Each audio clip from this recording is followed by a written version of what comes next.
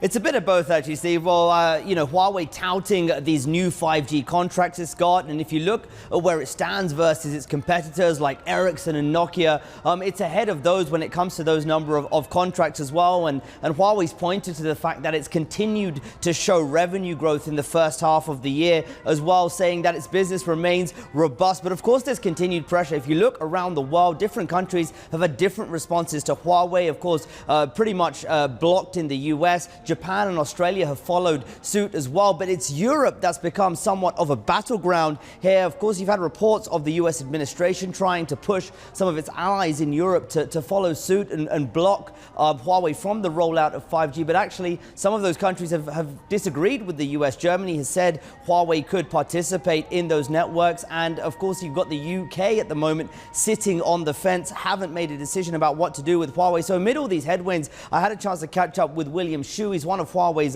directors on the board, and asked him how the company is dealing with some of this pressure. Let's listen into what he had to say. Huawei has already announced as of now we have 50 5G contracts, and we allocated 200,000 5G modules around the world. The Sunrise Communications from Switzerland, EE from the UK, LG Plus from Korea, and many customers in the Chinese markets are using Huawei's 5G products. Huawei's 5G products are world-leading products and with the highest level of maturity in terms of commercialization, and Huawei will continue to develop its 5G technology steadily. And I just want to talk about the UK for a moment, because you mentioned EE there. The UK government says it's going to make a decision on whether to allow Huawei to participate in the 5G networks this year. Are you worried that a decision in the UK could affect how other European countries see Huawei?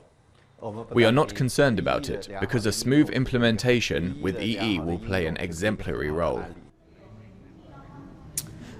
Even though he seems unconcerned about what would happen about the UK's decision, I think it'd be interesting to see what happens when the UK does make a decision on Huawei, and whether that does have an effect on some of the other countries still sitting on the fence, like France, for example, as well. So it seems at the moment Huawei trying to give a message that it is business as usual. They're still signing big contracts and trying to outcompete their rivals, but a number of headwinds, of course, still remain, and the biggest one probably is the fact that it's on this US blacklist known as the Entity List, which is making it very difficult for American companies, which they rely on still quite heavily for some key components, to sell to Huawei. And they've got an upcoming phone launch later this month of their flagship device. And actually, I reported last week that this device will not come with a Google license, meaning it won't have the standard Android on it with all of those services that consumers, Huawei consumers in international markets, are used to. So that could have a big impact on the way this phone goes in the future, and the way that Huawei moves forward with its consumer business, as it looks potentially to other suppliers around the world.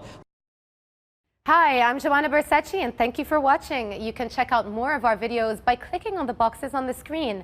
And don't forget to subscribe to our channel for more from CNBC International. Thank you for watching.